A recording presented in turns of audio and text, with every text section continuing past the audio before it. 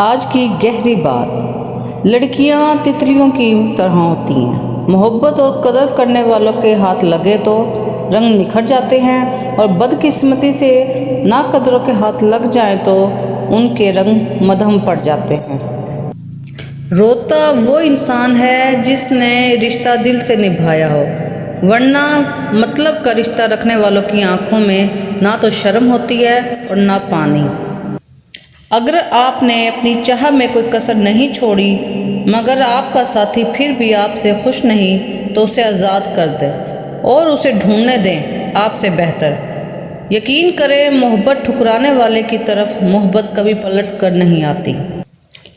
بانو قدسیہ: محبت یہ نہیں کہ ایک دوسرے کو ذہنی مریض بنا دیا جائے، بلکہ محبت تو ایک دوسرے کی تھکاوٹیں سمیٹ لینے کا نام ہے۔ ایسا شوہر چنو جو آپ کے لیے اچھا ہو، نہ کہ آپ کے والدین کے لیے، نہ کہ بینک اکاؤنٹ کے لیے۔ ایسا کوئی چنو جو آپ سے ہر وقت محبت کرے، جو غلطی نہ ہونے پر بھی معافی مانگے اور جو آپ کو کھونے سے ڈرے، جو آپ کو خوش رکھنا چاہے، جو کبھی بھی رشتہ ختم نہ کرے۔ ایسے شخص کو کبھی مت کھونا جو ہر وقت آپ کے ساتھ رہا ہو، محبت کا اظہار کیا ہو، ورنہ زندگی بھر کہیں سکون نہ ملے گا۔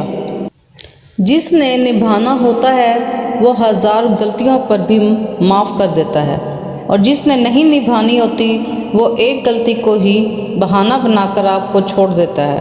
بانو قدسیہ: جو جتنی توجہ کے قابل ہو اس کو اتنی ہی اہمیت دو۔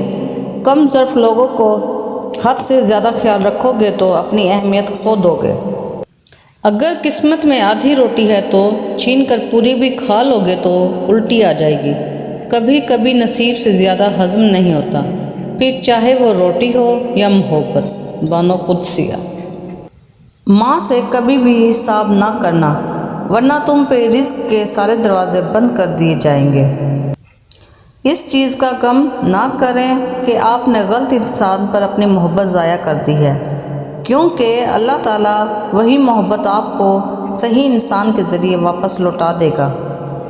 لوگوں کو کھونے سے نہ ڈرو، اس بات سے کہیں تم لوگوں کو خوش کرتے کرتے خود کو نہ کھو دو۔ لوگ کہتے ہیں کہ کسی ایک کے چلے جانے سے زندگی رک نہیں جاتی، لیکن یہ کوئی بھی نہیں جانتا کہ لاکھوں لوگوں کے مل جانے سے بھی اس ایک کی کمی پوری نہیں ہو سکتی۔ آج اگر زندگی مشکل ہے تو کل کی آسانی کا وعدہ بھی اللہ نے کیا ہے۔ اللہ سے مانگو، خوب مانگو، اللہ تمہیں امید سے بڑھ کر دے گا۔ جو لوگ اپنی دعاؤں میں دوسروں کو شامل کرتے ہیں، خوشیاں سب سے پہلے ان کے دروازے پر دستک دیتی ہے۔ کچھ آزمائشیں اور مشکلات ایسی بھی ہوتی ہیں کہ ختم ہونے پر انسان کو احساس ہوتا ہے کہ زحمت نہیں بلکہ رحمت کا باعث تھی۔